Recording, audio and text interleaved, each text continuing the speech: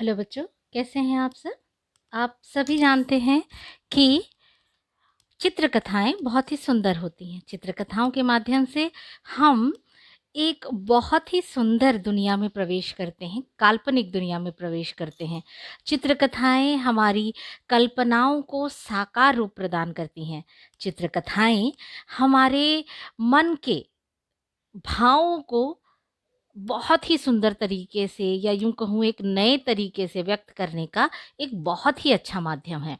जैसे कि हम देख रहे हैं या हम जानते हैं यूँ कहें कि चित्रकथा में हम जब भी देखते हैं तो हम जानवरों से बातें कर सकते हैं, पेड़-पौधों से बातें कर सकते हैं, फूलों से बातें कर सकते हैं या 2 फूल आपस में बातें करते होते हैं और हम उनकी बातें सुनते हैं।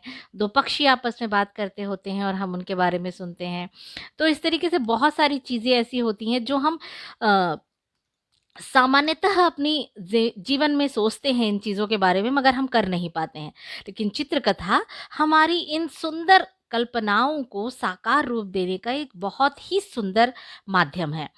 तो आज हम एक और चित्रकथा पढ़ेंगे जिसका शीर्षक है सही मौका। इस चित्रकथा में एक बाघ कुमार है, ठीक है? बाघ कुमार का एक दोस्त होता है कौवा। उस कौवे और बाघ कुमार के बीच की बातचीत है इस चित्रकथा में।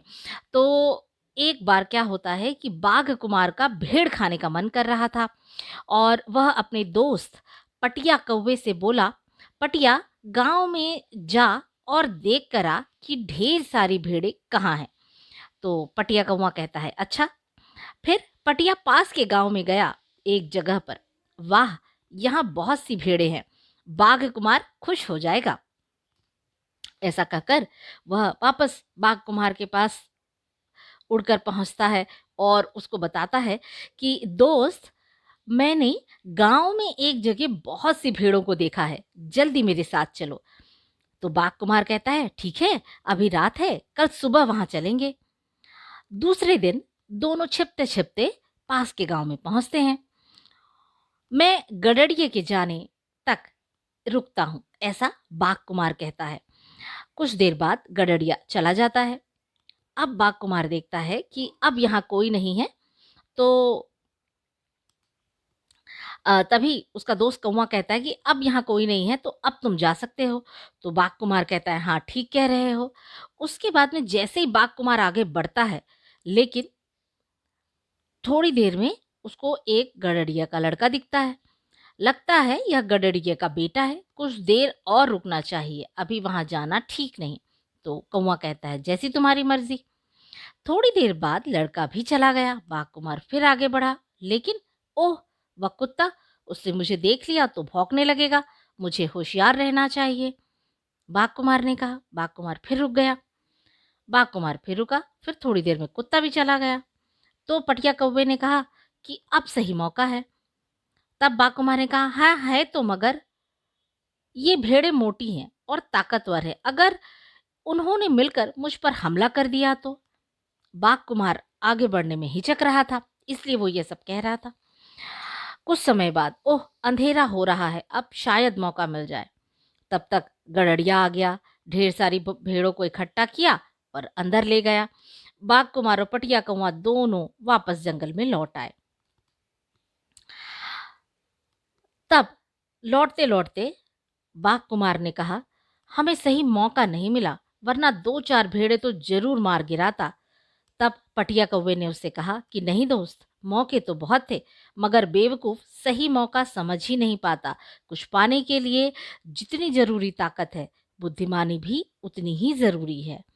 कौवे ने ठीक ही कहा, बेवकूफ सही मौका नहीं पहचान पाते। तो देखा आपने, इस चित्रकथा के माध्यम से कितनी सुंदर बात आपसे कही गई है कि आप अगर अपने सही मौके का इस्तेमाल नहीं करेंगे तो आप बेवकूफ़ कहलाएँगे। इसका मतलब ये नहीं है कि आपको हमेशा मौके की तलाश में रहना चाहिए और मौके को आप किसी का नुकसान करने के लिए इस्तेमाल करें। इसका मतलब ये है कि अगर आपको कोई चीज़ पानी है, तो आप उसके लिए पूरी तैयारी करें। तैयारी के साथ-साथ आप में इतनी हिम्मत और सही मौके की पहचान की सही नज़र भी होनी बहुत ज़रूरी है। अगर आपने सही मौके पर सही चीज़ की, तो यकीन मानिए आप अपनी ज़िंदगी में हमेशा सफल होते हैं।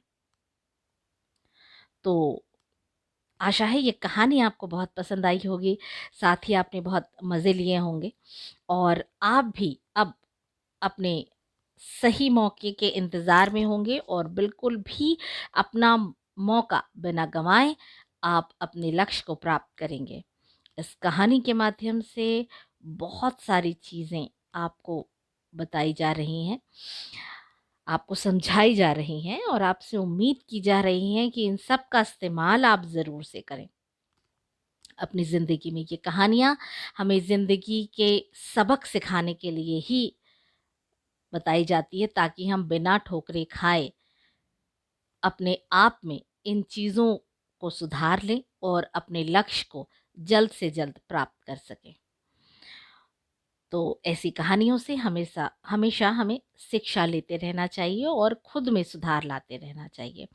आशा है इस कहानी का सही मोटिव, या ये यूँ कहूँ कि सही शिक्षा आप तक पहुँची है और आप इसे अपने जीवन में ज़रूर अपनाएँगे और अपने लक्ष्य को प्राप्त करने में अगर आपको कहीं ऐसी दुविधा आई, तो आप इस कहानी को ध्यान में रखते हुए इसका उपयोग करेंगे, इसकी शिक्षा का, और अपने लक्ष्य को प्राप्त करेंगे।